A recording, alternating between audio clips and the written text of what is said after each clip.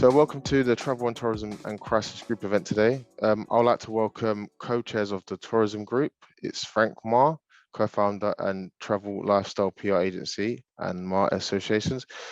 Stuart, Fyfe, PR manager UK of Northern Europe, Travel Australia. And the co-chairs for the crisis group is Andrew Scott, senior manager, customer crisis communications at Virgin Atlantic, and Oliver Druttman, Director of Free Monkey Zeno, specializing in travel and issues in management. And yeah, I hope you guys have a nice event and enjoy the time. And Ollie, over to you. Thanks, Kiri, and welcome everyone.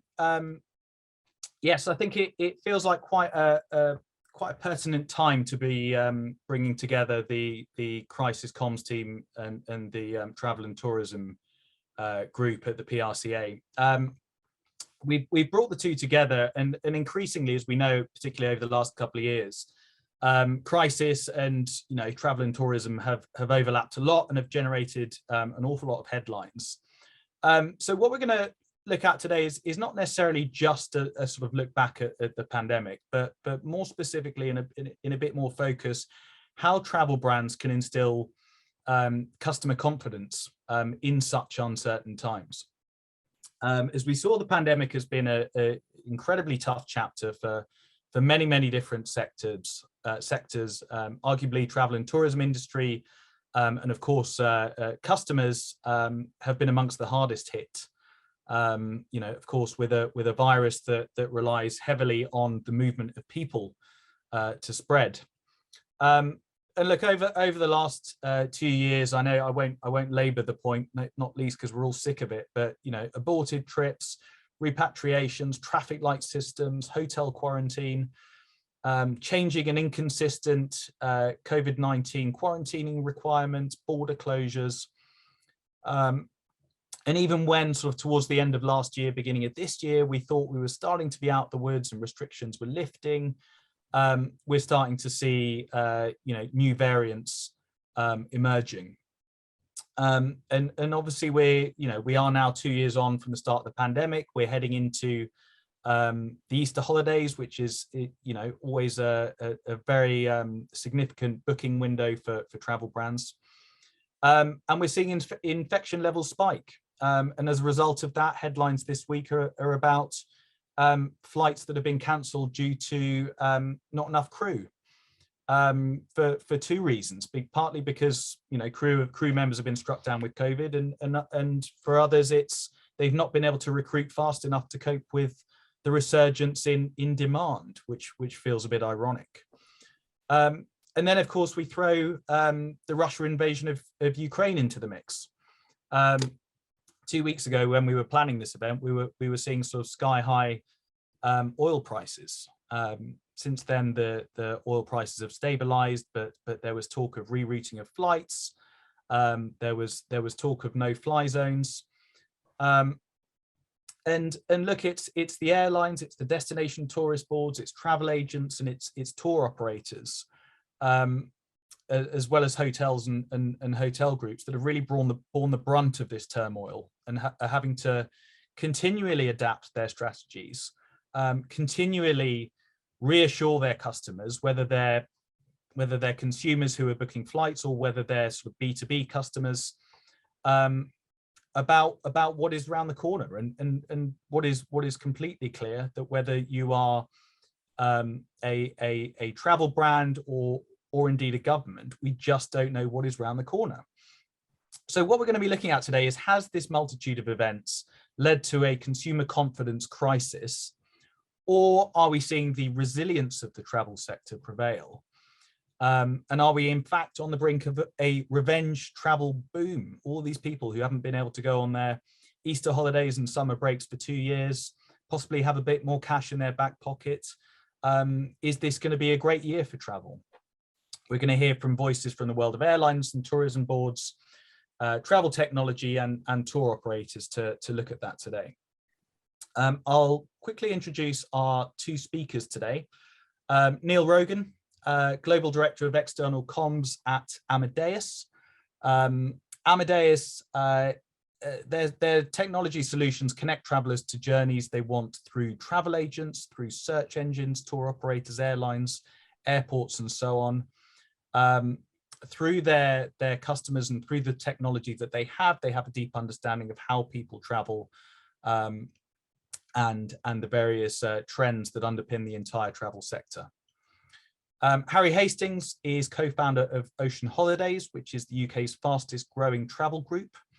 They specialise in long-haul holidays and luxury travel with their Ocean Florida proposition, and Winged Boots, which is their personalised travel management service specialising in the Indian Ocean. So that's a bit of sort of landscape and context for this session, and just for the next 45 minutes, I'm going to pass over initially to Frank.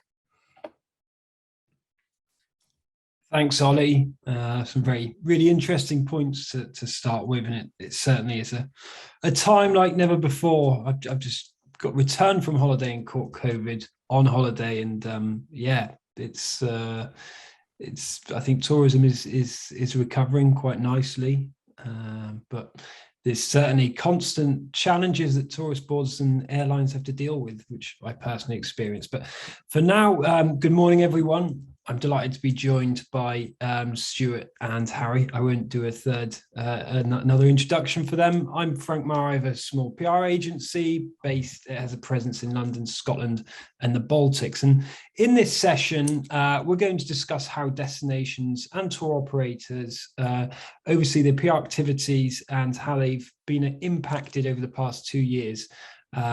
We're then going to look at what the short-term opportunities look like for Easter and summer, and then we'll hopefully discuss PR tactics that are in place to deal with future situations and problems. So we'll start with some quick questions for Harry and Stuart. Hi, Harry and Stuart. How are you both today? Hi, Frank. All good, thank you. Hi, Frank. Excellent. So, I mean, I think it's great that we've got two specialists in two completely opposite sides of the world. Who's, I mean, Harry, you're very focused on Florida, and Stuart, obviously Australia, where the very different policies and very different booking approaches for tourists. As well. But firstly, what was your overarching strategy while travel to your markets was restricted or off limits? If we're quickly looking back at the past 2 years, would you like to start, Harry, as our special guest today? Sure, happy to start there, Frank. So I think first and foremost, Ocean Holidays, 80-85% of our business typically travels to Florida, and as a business model, we were pretty fortunate. And Stuart, perhaps in a bit, you could. I'm sure Australia to some extent is similar, but we were fortunate in that it's not unheard of for people to book holidays far in advance to Florida, especially when they're traveling on once in a lifetime or once every 5 years or once in a decade holidays, which involve Walt Disney World and Central Florida. So when borders were shut and throughout the pandemic, for us to adopt our business to sell holidays 3-4 years in advance was not particularly difficult for us. So we very quickly adopted an advanced booking policy. March 2020, we broadly looked at the future and said, and we're honest with our customers up front about, we don't see this thing going away for at least a year. So we sort of bet on Easter 2021, thinking that was being conservative, and we even got that wrong, as borders didn't open until November. So yeah, we very early on we took what we thought was a pessimistic view. We doubled down on what we were pretty used to doing, which is to sell holidays far in advance. And for those bookings that were traveling, that we already had on the books, traveling within 12 to 18 months, we worked hard on a one-to-one basis to get those people moved. So, and then, so was that personal communication, or yeah, were you email marketing campaigns, social media? What was your exactly? And it's interesting that this is about PR and the power of communication in terms of how we approached it. We took a very, very personal approach. So you can't book holidays online with our direct to consumer brands, everything is about speaking to a specialist.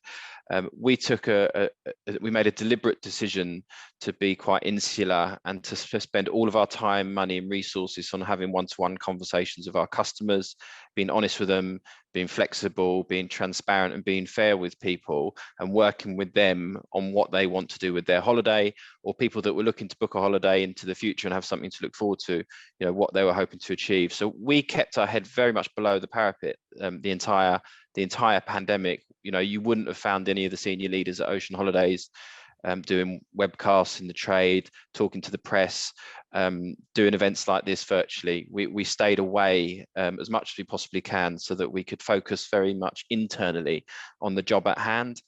And that was a deliberate decision. So it was all CRM, it was all communication direct with our customers. And interestingly, just from a sales and marketing perspective, a lot of our competition had down tools. A lot of people were putting their teams on furlough and weren't able to provide their usual level of service during the pandemic, which was understandable. We took the opposite approach. We retained more than 85% of our staff. We doubled down on sales and marketing. We beefed up our customer service and operations team so that we could service our existing bookings, and we just threw everything at it. So we very much took the opposite approach to many of our competition. So to quickly summarize, you feel your success came from that very personal customer communication strategy. Okay, thanks. Stuart, how about you then? What was your overarching strategy over the past 2 years? Yeah, well, obviously we're a government department, so we had slightly different challenges, but slightly different roles and responsibilities we had to fulfill at the time. So I think Australia was quite quick to close its international borders, and I think and had obviously very strict border policies compared to a lot of other destinations. So in the early days, it was really about fulfilling our role as the I guess the conduit between the Australian government and our stakeholders, our operators, our airline partners and so on. So it was really about managing that information flow and just trying to provide as up-to-date information as possible, as could be done at the time. Once the borders were closed, then we very quickly took the view that we would have to pivot to domestic marketing and PR as being our main focus. We actually, we had a bit of a head start in terms of the crisis in that we'd had the Australian bushfire season in the preceding 4 months before COVID happened. So we already had an industry that was under strain and feeling the effects from that disaster. So then COVID, just as we were putting our recovery plans into place, came along, and then obviously the rest of the world joined us. So quickly we pivoted to domestic marketing and PR in terms of stimulating demand and trying to encourage Australians to holiday in their backyard a lot more.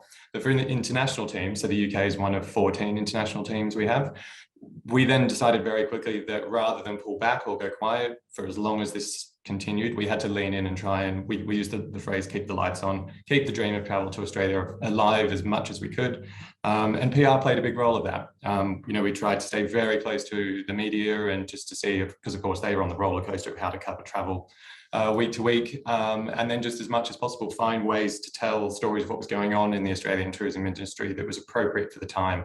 I think we all remember the early days of digital travel experiences, and then it was the slow evolution to what was physically possible and the constant rolling with restrictions. So, oh, sorry to interrupt.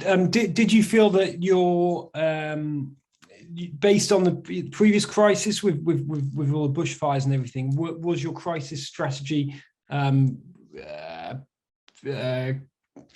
Were you able to follow similar tactics to what was in place already? Yeah, I guess we almost had systems in place because of the bushfires that we were able to then just transfer over in terms of the COVID crisis. So there was already that constant flow of information. As the bushfires had started in the UK, we'd actually just launched our biggest campaign in 10 years. So we very quickly went from riding the highs of the success of launching that campaign within a week to having to go into crisis mode and work with the operators and our partners to provide a similar sort of information flow. You know, they had customers in them saying, can I travel? Is it safe to travel? Is the area I'm going to affected? If I'm already out here, what should I do? Should I come home? So that sort of actual flow was already in place for us by the time COVID came along. What were your key channels, communication channels, to pull out this information flow? Yeah, we quickly went to a daily briefing approach because with the bushfires, we were really the destination of focus in terms of what was going on. So we set up daily calls with a lot of the trade press, especially, just so that we could get the information out through them to agents as quickly as possible. and also used our own channels as well. So made sure we turned australia.com and also our corporate site and our social channels into hubs of information, and to make sure those resources were up to date as quickly as possible. And during the fires, at times that was having to direct people onto the Twitter account of a local fire brigade. Right, and then yeah, excellent. So moving forward, looking at the future, Harry, what do you feel your short, mid, and long-term PR strategies are to deal with any future crisis situations? Just on Ollie's point earlier, I think that it's not necessarily that we're in the middle of a crisis now. I don't think it's fair to call it a crisis, but what we do have is, take Florida as a destination example, in our case, is we've got 3 years worth of travel that we need to deliver in 1 year in 2022, and trying to execute those holidays over the course of the year at the prices that we've committed to our customers, because we are committed to those prices. We would never go back to people and charge them more money, trying to make sure that the flights they've booked are broadly the flights that they're going to get, the accommodation they've booked is broadly the accommodation they're going to get in the car, and so forth, is coming with significant challenges for 2022. It's not just short haul flights that have got problems with cabin crew. Car hire shortages around the world means that car hire doubled, then tripled, then quadrupled.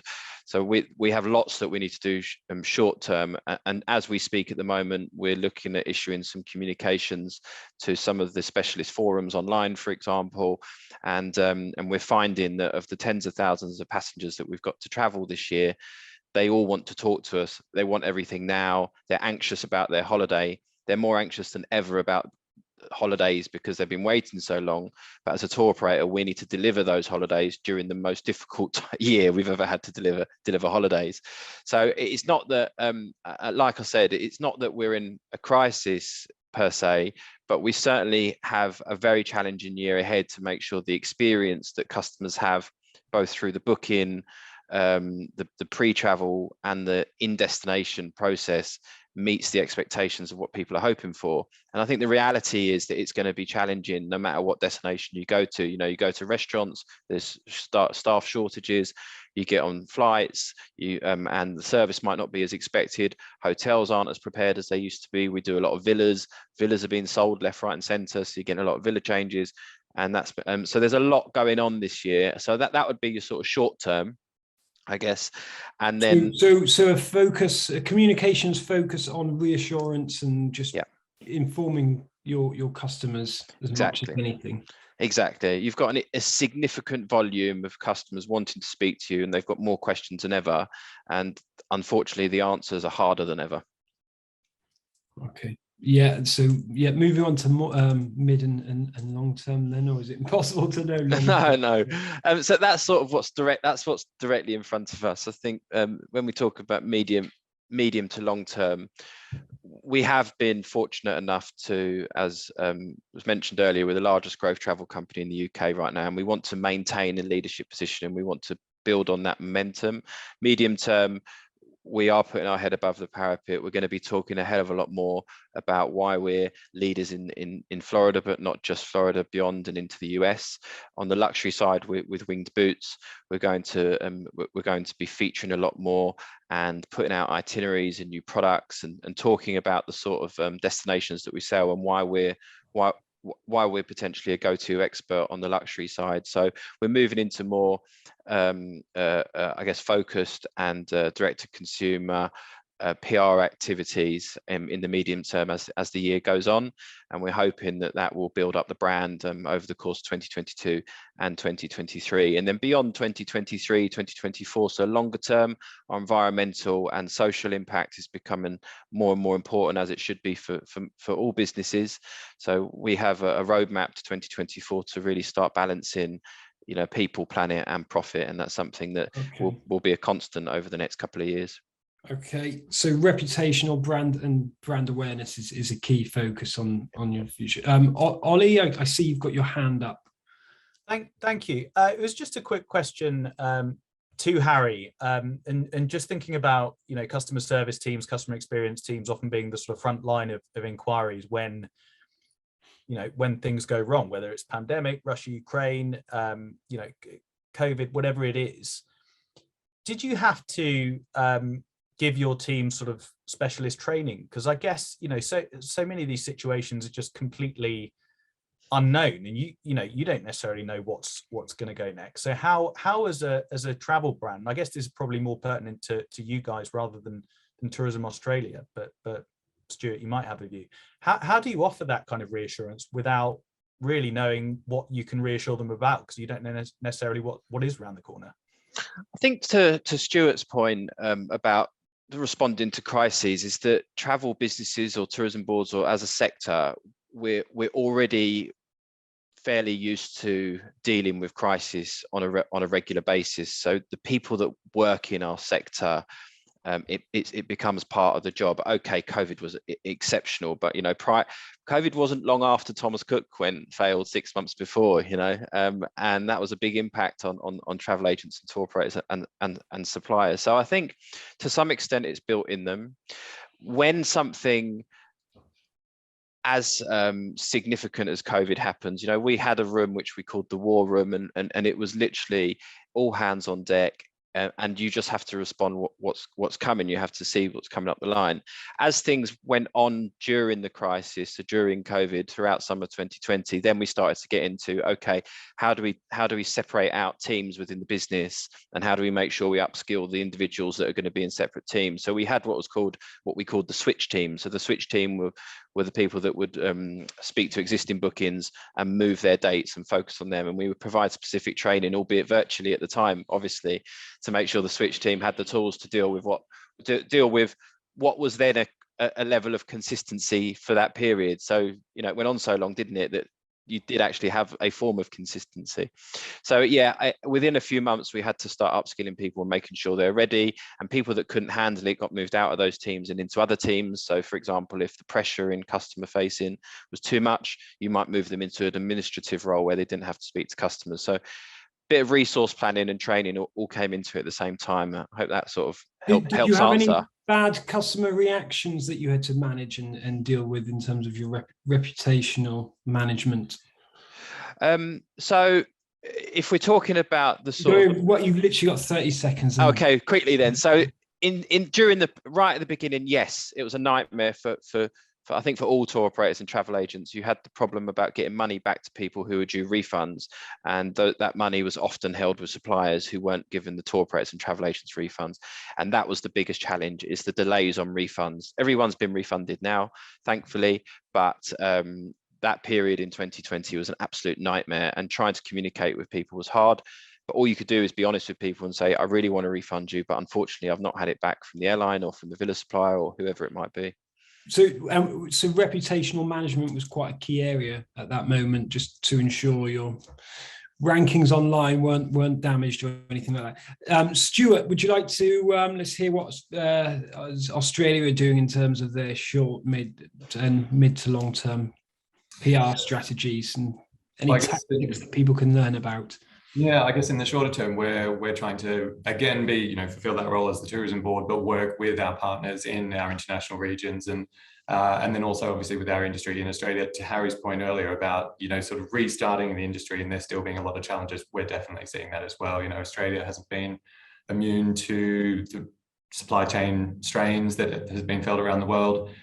There is, similar sort of rising costs for everything issue happening there as well. There's also the labour shortage that we've seen across the world, especially in sectors like hospitality and tourism, and operators are really needing that labour force to come back. So we've been doing a lot of work around working holiday makers from key markets like the UK and Germany, because those young workers going down and filling those jobs enables those operators to be able to function at full capacity and then be able to service even more guests. So it's a sort of a self-fulfilling ecosystem. So a lot of the work at the moment is around that, and from the direct consumer side, through our own channels and whatnot, just again ensuring that all that information about current restrictions and requirements is up to date, just so that we're helping with that confidence piece. In the medium term, then we are now looking at, post-COVID, how do we best service the tourism industry in Australia? What will be the messages in each of our markets that resonates most with the new traveller profile? We know people are going to be looking for different sorts of experiences, and they'll have different considerations in mind when they book, especially long-haul travel now. And then, of course, with the longer term, sort of looking at 2030 and beyond, what are the steps short and medium that will lead us to a specific target, which we're actually crafting at the moment, so that we can then say to the industry, here is the government agency that is here to represent your needs. Here's something big for us all to work to together. Do either of you feel it's an extra selling point now that, if there's a sudden spike in COVID, that your organisations are able to offer some kind of safeguard as, being used to market yourselves a little bit more? You mean the reassurance of, so from a tour operator standpoint, the Yes, reassurance, I the reassurance of booking a package holiday and having someone that you can trust to take care of it? Yeah. I think the entire sector, from a travel agent and tour operator standpoint, is hoping that if the last couple of years has taught us anything, it's that booking with an ATOL protected tour operator or a travel agent that's booking an ATOL protected holiday offers you a level of reassurance that you just can't get by booking holidays as separate elements and doing it yourself. And a lot of people are out of pocket. A lot of people have spent a lot of time and money trying to organise and reorganise. And it's not just the money, it's the stress that comes with it as well. So yes, I think we're all hoping that there will be this sea change where people think, actually, do you know what, I am just going to use a travel agent and or a tour operator. Yeah. So strategic partnerships such as with ATOL and so on have been an essential selling point, and which I'm sure media like to ensure they're talking about as well. Stuart, any quick points? And then we've got a very fast final question. Yeah, similar to us, being such a long haul market, and also one that's often perceived as a sort of big country, and for a first time, difficult to understand where to begin. In the UK, I think 2/3 of our sales pre-COVID were through high street and operators rather than direct sale through airlines and accommodation providers. So I think there's always been the traveller mindset when booking Australia that you do need that expertise to begin with. And Terry's point, the last 2 years has highlighted the importance of that more than ever. Excellent. So you've literally got a minute before we get in trouble, but a minute to answer this question. Finally, how do you think consumer confidence is currently faring when it comes to long haul? And what are your tips for PRs looking at the future? I think with consumer confidence for long haul in terms of near-term travel, I fear isn't necessarily where it needs to be. I think people really want to get on holiday, and people are looking forward to that big long haul holiday if it's something they do annually or biannually or every 3 years. We're seeing a hell of a lot of date changes going into 2023 from 2022, and I don't necessarily think it's a terrible thing. Be interested to hear your thoughts on this, Stuart. But I think if the experience in destination isn't going to be living up to expectations, if people want to move their holidays to next year, when they might have a better experience, I don't think that's bad for destinations. I don't think that's bad for tour operators. It's obviously not great for cash flow, and it's not great for businesses that need that departure date cash to come into their businesses. But I think if we're able to communicate to people that are traveling this year, whether that's personally or publicly, that it's a challenging year, so the experience might not live up to what you're fully expecting, or alternatively, if it is a huge holiday and you saved up for years, it's not a terrible idea to think about next year for your long haul holiday. I think that they're the sort of messages that ideally need to get out to really people. honest, open communication. Absolutely, yeah. Media channels, social media on exactly, your website, so yeah. on. I won't tell you, I know that we're stuck on time, but using Florida as an example, it's going through a domestic boom. It's got huge migration. It's got a massive amount of Americans going there on holiday, and internationals about to come on top of that, on top of labour shortage, supply problems, car hire problems, accommodation problems. I think you've just got to be honest with people, and whether that's one-to-one or publicly, and say, if you really want to go this year, absolutely go. It'd be amazing. It's a scary thing to trying to be a bit honest, going, well, you could go, but it might not happen, and you've got your commercial side of things, and that you as a business you're trying to survive and so on. Or again, I guess from our perspective, we're very fortunate that people book so far in advance. So typically, even pre-pandemic, by this point in time, we would be 90% booked for same year departures. Mm-hmm. So we're not. And again, it's easy for me to sit here and say that. I'm not an OTA that's hoping to do my biggest volume into Spain, traveling in July and August. So it's easy for me to sit here and say, maybe this year at this point, if you're booked, keep your booking, or maybe not, but let's start talking about next year. A really good way of retaining and winning the customer over and winning the customer's trust. Stuart, any final, particularly tips for PRs? Or any looking to? Yeah, I think back to transparency. I think we've tried to make sure that now, as the country's reopening, international borders have reopened. We use sources like Australia.com, our website, to be a constantly updated hub of local information. Interstate travel still has some restrictions in Australia. That international at the moment has no testing. Some interstate travel still does. So giving people the confidence to know exactly what they do and don't need with a single source of truth, I think is critical at the moment. I think people are sick of feeling like you look at one website and it tells you one thing and another it tells you something else. So making sure we've got that comprehensive and transparent information there for travelers.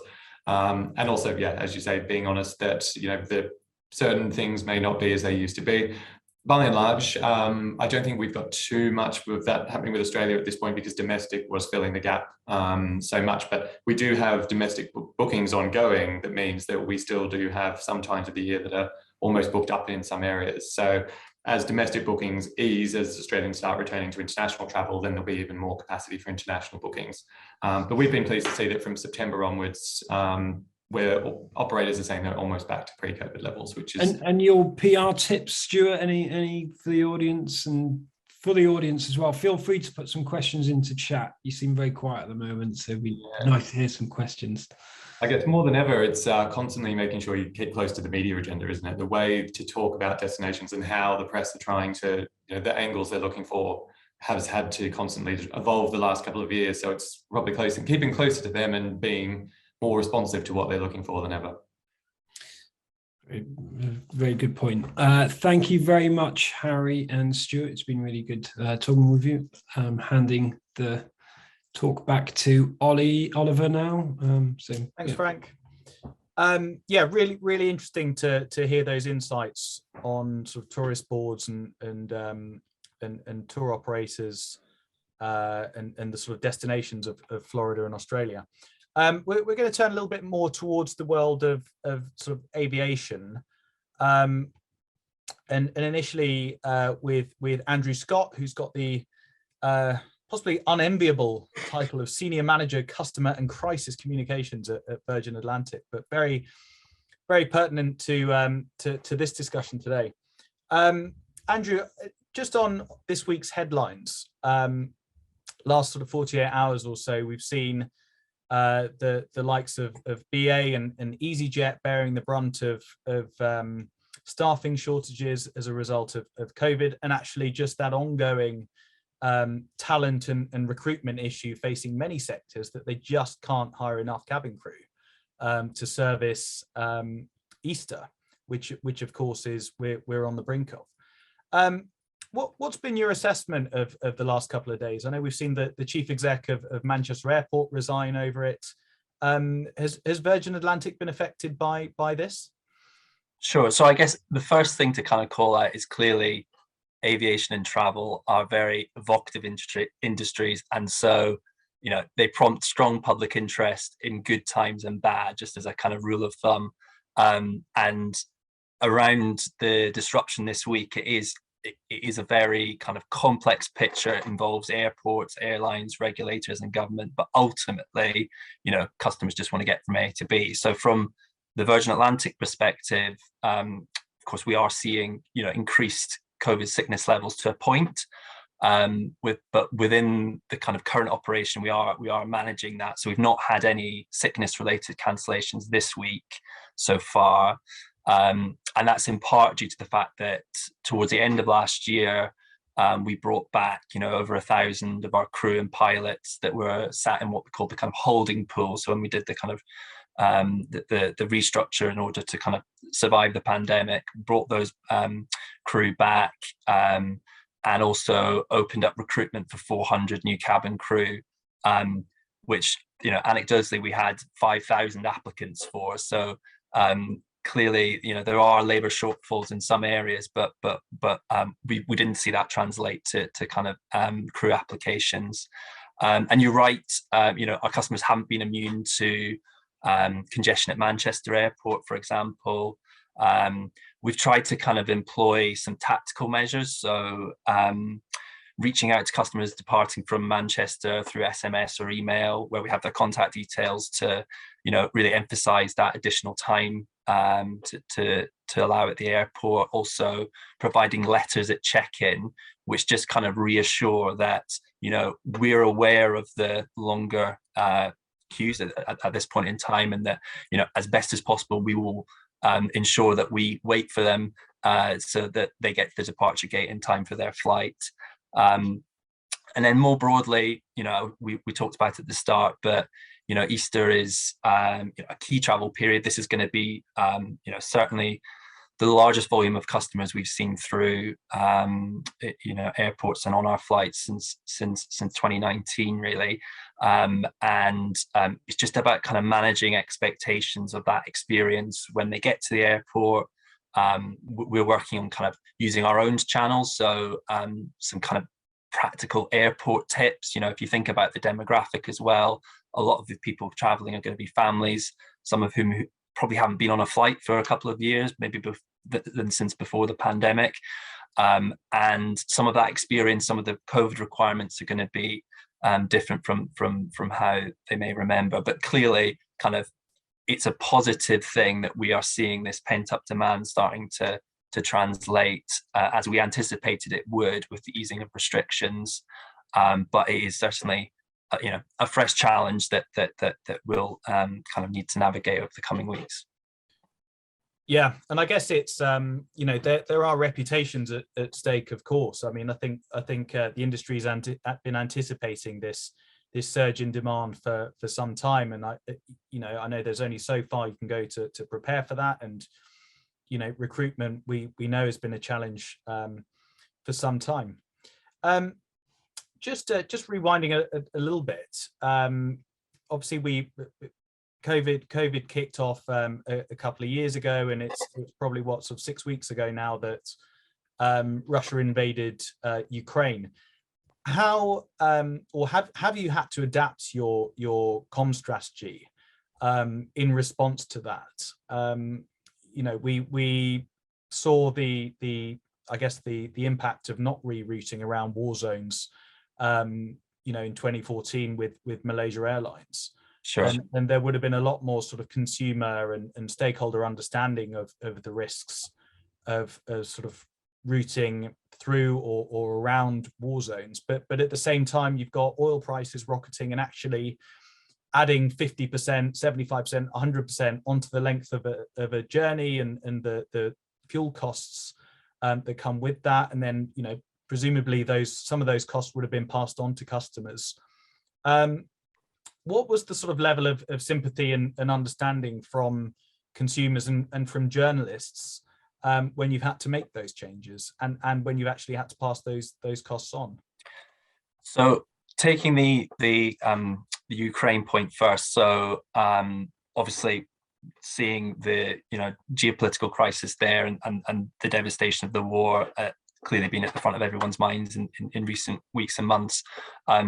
In terms of our operational response, the impact of the airspace closure has been relatively limited. So it impacts some of our India and Pakistan flying currently, adds about kind of up to an hour or so onto flights. And we'd already stopped overflying Ukraine in 2014, and we actually took the decision in, I think it was the 24th of February, to avoid Russian airspace. So before the Russian government brought in the regulation, we kind of anticipated that and moved ahead of it. So clearly there was lots of interest from the sectors you'd expect, so the transport and business media, around our operational plans. In terms of how it translated to kind of customers and giving them reassurance, we deliberately posted an article in our travel news section on the website just to set out that we were avoiding Russian airspace, and this is what it meant if you were flying Islamabad, Delhi and Lahore, which are the routes that were affected in the short term. and then actually we took the decision to freeze the in-flight map option on some of our flights. So the reason being that the way it presents the map, it showed it as if we would overfly Russia and Ukraine, so it only corrects itself during the course of the flight. And we just took the decision that we thought, from a customer's point of view, it's going to cause confusion. It's not a helpful thing to have at that point in time. So we removed that from certain flights which would typically overfly that region. And then to take your point around the kind of cost of flying, clearly there is a knock-on from the additional flying time, but we have been able to kind of manage that as best as possible, and we employ a kind of dynamic pricing mechanism. So trying to keep it comparable to other competitors flying on similar routes, but clearly it is those fares are creeping up somewhat. It would be kind of wrong for me to suggest otherwise, but as best as possible, we're just trying to keep that competitive. And I think thinking about the types of long haul journeys that people are taking, and Stuart, you mentioned this a bit as well. It's kind of those big ticket, literally, purchases, those post-pandemic trips that people may be more inclined to go for a premium or upper cabin and kind of treat themselves more this summer and going forward. So I think we haven't seen any kind of material reduction in demand as a result of either Ukraine or indeed some of those slightly higher fares. I want to bring Neil Rogan into the discussion. Neil is Global Director of External Comms at Amadeus, which is the leader in global travel technology. Neil, I wonder if you could just give a quick sort of summary of what Amadeus does, because it's not a consumer brand like the others. Yeah, so we're a B2B brand. So I think a lot of the people on the call would probably work with a lot of their companies already. So what we do, so we're one of the 10 biggest software companies in the world, and we have two kind of separate business models in general. One, we're a platform that all the airlines, hotels, travel providers put their information on, and then the travel sellers, so if it's an OTA or a TMC, connect and sell the content from the providers. And we work in all markets with most airlines and most travel companies. We also provide the IT to airlines. So this, from talking about crisis comms, we're a mission critical IT provider for airlines. So if our systems go down, an airline can't fly. And that's always a big concern, but even more now with the potential ransomware attacks. So we kind of try and keep our head down. But then we also, so we make our business model in that side is on volumes. And then we also provide IT to airports and hotels, which is a subscription model, which again, it's IT and distribution. So at a very broad level, that's what we do. So we do speak a lot to the traveler, because I think it's the common audience across all our business lines. That would be an audience we speak to a lot in the media.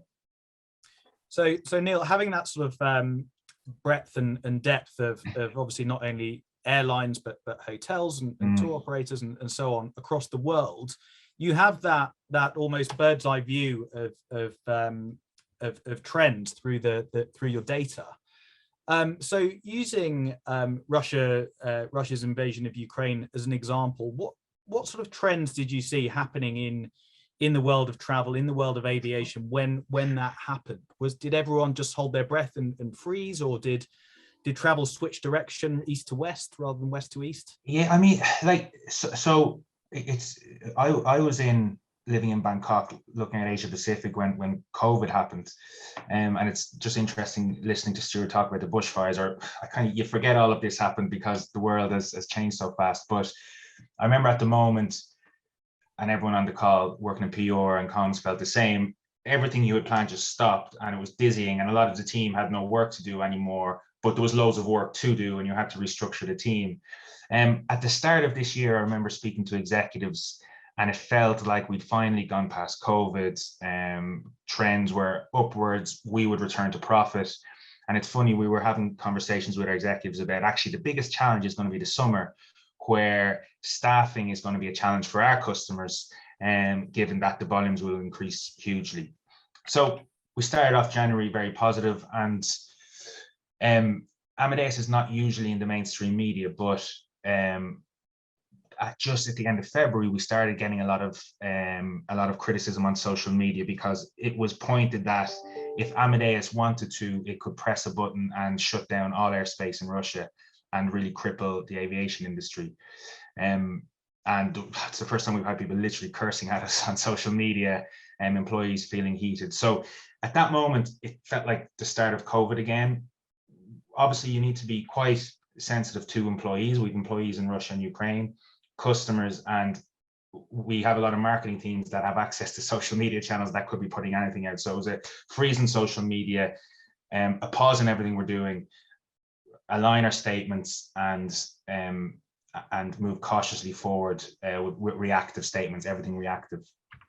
Forwarding on a month, and again, it's to the point a lot of the panel made, we're actually seeing travel, obviously outside of that specific region, really booming. And it's again to the point that I don't think people's pockets have been fully hit yet with inflation, with the price of oil. As Andrew said, I don't think the prices have really hit the cost of flying.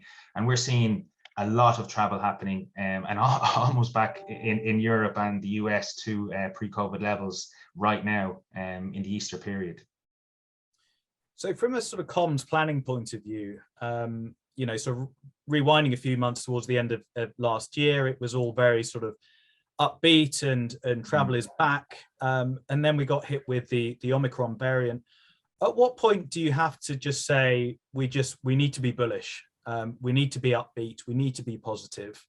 Clearly government legislation has long since sort of washed its hands of any sort of restrictions. We saw those lift some time ago, but as a travel brand or a B2B organization in the travel space, and this is a question really for all four of our speakers, at what point is it appropriate, and is it relevant, and is it tasteful to be upbeat and bullish? And we're all hoping for 2022 to be the time when travel does come back and actually breathe life back into the industry. I'll start very briefly. I think it's impossible to say what time is the right time, other than having your finger on the pulse on a weekly basis where you're based. I mean, even as you said, Ollie, at the start, 2 weeks ago, the world felt very different than it did today in terms of travel. And next week, we don't know. So I think more than ever, I think we need to be extremely aligned from an Amadeus point of view with our investor relations team, with our executives who look after the business lines, to understand how our customers are feeling and the tone and the sentiment out there, what investors are asking, and then what the business is looking forward to do to get travel going again. And that's aligned to the technology, and then pushing that message out there. So I think it's impossible to answer anymore. You just really need to be agile. It's almost a cliche, but you really need to be agile more than ever. Andrew, any additional thoughts on that? Yeah, so I think a big tipping point for us was the reopening of the US border to vaccinated foreign nationals in November. Of course, fast following that was the onset of Omicron and the reinstatement of places like South Africa and Nigeria on the red list. So it is just being absolutely forensic about what the local kind of COVID situation may be. We know that different markets are emerging at different paces. If you look to the Far East, Shanghai's back into a strict lockdown. Hong Kong is only just coming out. One would argue that the US and the Caribbean is kind of on a similar kind of pace of emergence as the UK in terms of that kind of living with COVID mentality. And I think one of the kind of key pillars of our, and this was at a cross industry level, but being able to kind of coordinate and partner with industry in order to apply that pressure on government as well. Around Omicron, we saw that where the restrictions that were imposed were relatively short-lived. It was about a month, and that was, you know, through the efforts of lots of different businesses and organizations using evidence, science, to support those policy decisions and that unwinding of restrictions. And we know that as restrictions are eased, that has a direct correlation with consumer confidence and appetite to book. You know, I'm sure Amadeus and Harry yourself as well will have seen those spikes around those restrictions easing. And just to add, Andrew, so Andrew and I have never spoken before, but literally the Amadeus answer could have been the exact same as Andrew's for all of that. I think it's probably the first time the industry really came together. I think once, it's what Andrew said, when we saw the US took the lead from a business travel and leisure travel point of view, but also I think when we were all comfortable as human beings that people weren't dying at the rate or the fear at the very start. Omicron, it wasn't as dangerous as it was. The fatigue and the safeness really pushed the industry just to start pushing forward and opening it. And you saw in Europe, I mean, Europe followed the US over the last few months and things have worked well. So from an Amadeus point of view and an investor point of view, it feels like the short, medium term and long term of travel is safe and it will return. Thank you both. I'm conscious we have 5 minutes left, and there have been a few questions that have popped up in the chat. Frank, I wonder if I turn to you just to pull those up and field them, if you would. Yeah, sure. And really insightful, interesting talk from all speakers. I think it's been a really interesting moment for tourism communications and looking at how so many organizations have had to collaborate and be aligned, whether it's from a government perspective, tour operator and various external resources such as software and so on. But I think everybody covered some very interesting topics. But a great question from Lisa Priest. To anyone who wants to answer first, how have you changed the way you communicate with journalists since the pandemic started, particularly travel journalists? And then, well, we'll ask a second question later. Any hands going up to answer this question? Harry, go on then. So I guess to my point earlier, we refrained from during the crisis, we refrained from having an ongoing dialogue with the travel trade per se. As soon as US borders opened in November, we were on the phone and we were in touch, and we are now constantly in touch. We're attending events that the travel trade put on, and we're absolutely participating back in the sort of travel community, really outside of the outside of Ocean Holidays. And in terms of how we communicate, well, we have a direct relationship and via our PR representatives, and we talk to them whether it's through press releases or webcasts or interviews, and just continuing to build on the relationships that we've already got. We've been in business 19 years, so we have a long history of talking to the travel trade in some way, shape or form, and building relationships with them. Okay, and Neil, well, I see you're quite keen to get something in. What are your thoughts? Yeah, it's I was kind of smiling when you're asking, because it justifies all the raised eyebrows when we expensive wine and dine lunches with journalists over the previous years, and people just thinking we're on a jolly, because this was the first time, not the first time, but the most obvious time over an extended period of time where the trust we had and the relationship with journalists meant, A, we could just pick up the phone and have an off the record conversation, B, have our story told, or C, they call us to say they're going to print something negative and actually avoid it. So I think it was kind of justifying that. And then the other side was where we're always trying to get in the likes of the FT and Bloomberg. All of a sudden they're ringing us to tell bad news stories about travel and really wanting our perspective and gritting our teeth to avoid getting back to them, even though we want to be in those publications, was also quite interesting. But again, meeting those journalists for lunches very recently in London to continue building those relationships, even though we couldn't help them at the time. So basically drinking wine and eating is my suggestion. Increasing I refer to events, but yeah, you're a bit more.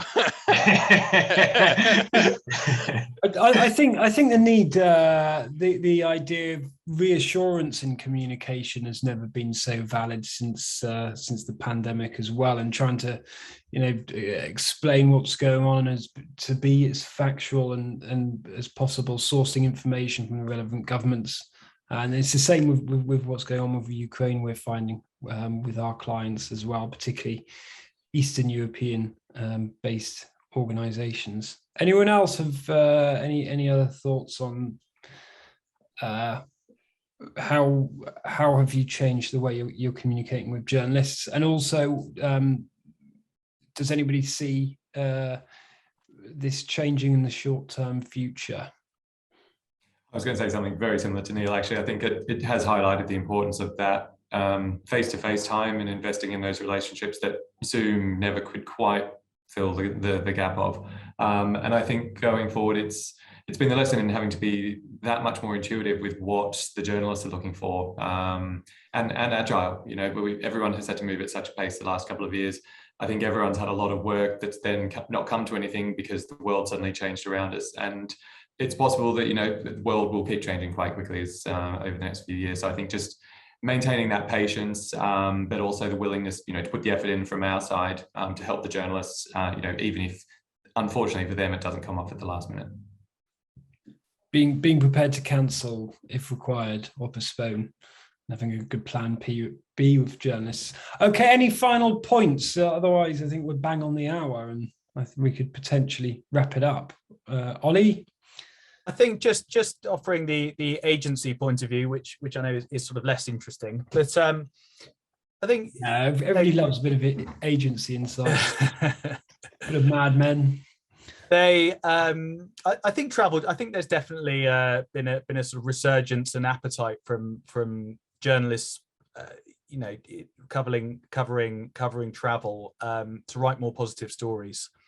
I think rewinding to exactly a year ago, you just couldn't pitch a positive story for Love Nor Money. It was all about COVID, and it was all disastrous. And actually, the journalists themselves, newsrooms were depleting in numbers. It does feel now that we're on the cusp of Easter that there is a lot of positivity, a desire to write more positive news stories, and that this is going to be, we are going to see a resurgence. And I think listening to today's conversation, it feels like there are some lessons there about certainly, continuing to invest in those relationships with journalists. And it's a sort of well-trodden mantra with crisis comms that it's, whether it's journalists or whether it's other stakeholders, it's important to build and maintain those relationships, because in times of crisis, you can use them to your benefit and you can cash in on them. I think at the same time, as Harry talked about, it's about not over-promising, because I think, it's sort of short-termism versus long-termism. I think whether you're sort of B2B or a B2C brand in the space, it makes sense to be honest and be transparent and uphold that trust with the customer, which will pay dividends in the longer run.